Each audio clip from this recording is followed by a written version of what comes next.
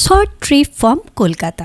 হ্যাঁ, যদি একদিনের আউটিংয়ের জন্য কলকাতার আশেপাশে কোথাও যদি ঘুরতে যেতে চাও তাহলে এই ভিডিওটা তোমাদের জন্য খুবই উপকারী হতে চলেছে। আজকে আমি ইনফরমেশন দেব সাউথ কলকাতার জোকাতে অবস্থিত শ্রী স্বামীনারায়ণ মন্দিরের সম্বন্ধে। চলো তাহলে ভিডিওটি স্টার্ট করি এবং সমস্ত খুঁটিনাটি তথ্য তোমাদের সাথে শেয়ার করি, যাতে খুব সহজেই তোমরা এই জায়গাটি ঘুরে আসতে পারো।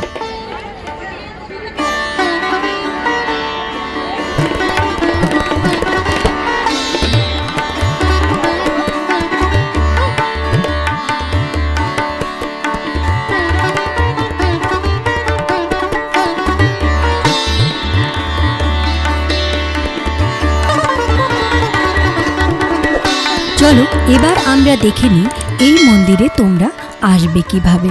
এই মন্দিরটি 12 নম্বর জাতীয় সড়ক অর্থাৎ ডায়মন্ড হারবার রোডের উপর নির্মাণ করা হয়। হাওড়া থেকে এই মন্দিরের দূরত্ব প্রায় 24 কিলোমিটার। তোমাদের সময় লাগবে 1 ঘন্টা মতো। কয়েকটি বাস নাম্বার তোমাদের আমি দিয়ে দিলাম।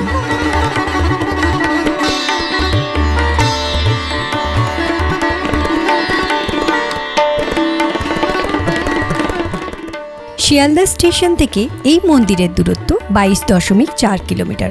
তোমাদের 1 ঘন্টা মতনই সময় লাগবে।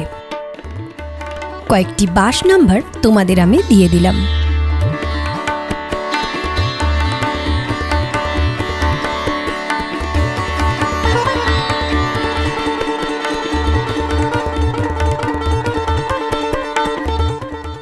মাঝেরহাট স্টেশন থেকে এই মন্দিরের দূরত্ব 13.5 কিলোমিটার।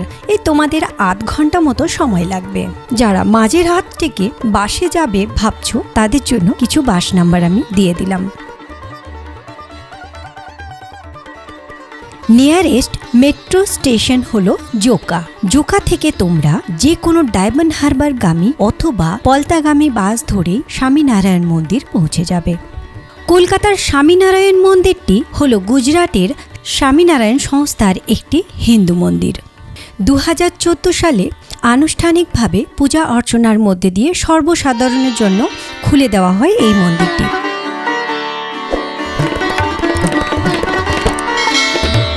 কথিত আছে ভগবান স্বামীনারায়ণ 1781 থেকে 1830 মধ্যে এক সময় নীলকান্ত বর্ণী রূপে বঙ্গোপসাগরের সাগরদ্বীপে হিন্দুদের তীর্থভূমি কপিল মুনির আশ্রম দর্শনের জন্য এই স্থান অতিক্রম করে যান। কলকাতা মহানগরের প্রতিষ্ঠিত মন্দিরটি প্রমুখ স্বামী মহারাজ পরিকল্পিত এবং সংস্থা কর্তৃক প্রতিষ্ঠিত।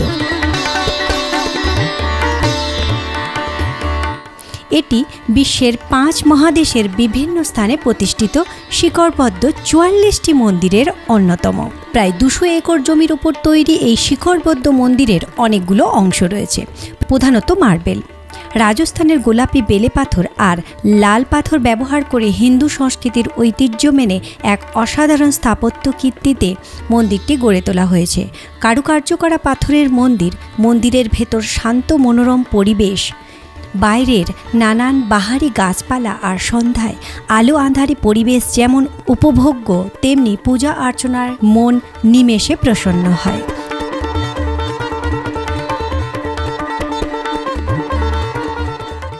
মন্দিরের ভগবান স্বামীনারায়ণ শ্রী ঘনশ্যাম মহারাজ, শ্রী হরেকৃষ্ণ মহারাজ, রাধাকৃষ্ণ, সীতারাম, হনুমানজি, শিব পার্বতী এবং গণেশজি পূজিত হন। মন্দিরে প্রতিদিন 5 বার আরতি হয়। সময়সূচিগুলো আমি দিয়ে দিলাম।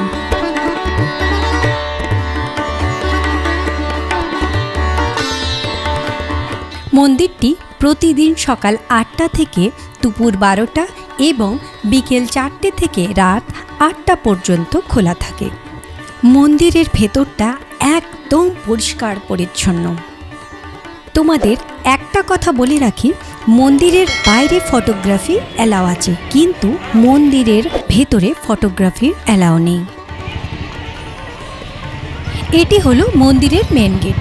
এখান দিয়ে ঢুকেই একটু বাঁ দিকে গেলেই তোমরা পার্কিং পেয়ে যাবে।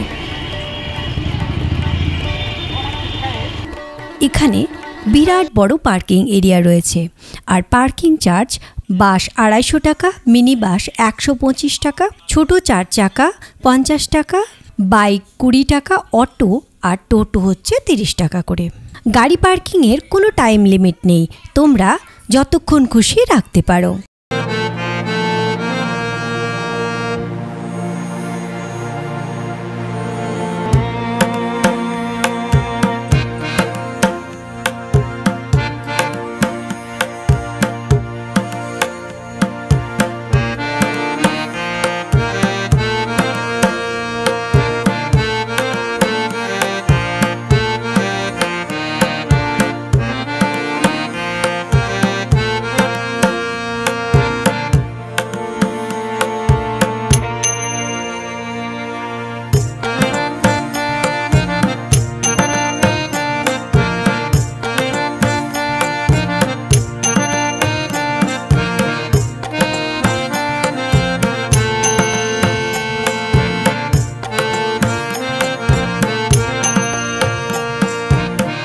এখানকার ক্যান্টিনে কুপন কেটে তোমরা খাবার গ্রহণ করতে পারো। এখানে 2 ধরনের ভোগ প্রসাদ তোমরা পেয়ে যাবে। গুজরাতি ভোগ থালি যার দাম 150 টাকা এবং স্বামী নারায়ণজি খিচুড়ি ভোগ যার দাম 45 টাকা। সকাল 9টা থেকে 12টার মধ্যে তোমাদের কুপন কেটে নিতে হবে এবং ভোগ নিতে হবে 11:30 থেকে 12:30টার মধ্যে তোমাদের ভোগ নিতে হবে। এখানে গোসেবারও ব্যবস্থা আছে, কেউ ইচ্ছে করলে এখানে দান করতে পারেন। যারা হাঁটতে পারেন না অথবা যারা ভাবছো তোমরা বয়স্ক বাবা মাদের নিয়ে আসবে, তাদের জন্য বলে রাখি এখানে বসার কোনো অভাব নেই। চারিদিকে প্রচুর বসার জায়গা রয়েছে, তোমরা নির্দ্বিধায় তোমরা বয়স্ক বাবা মাদের নিয়ে আসতে পারো। এই মন্দিরে ঘুরতে আসার আগে যা যা জানা প্রয়োজন আশা করছি সবই তোমরা এই ভিডিওটিতে পেয়ে গেছো। আমার ভিডিওটি তোমাদের কেমন লাগলো অবশ্যই কমেন্ট করে জানিও, আর সাবস্ক্রাইব না করা থাকলে অবশ্যই চ্যানেলটিকে সাবস্ক্রাইব করে দিও। খুব তাড়াতাড়ি নতুন একটি ভিডিও নিয়ে হাজির হচ্ছি। সবাই ভালো থেকো।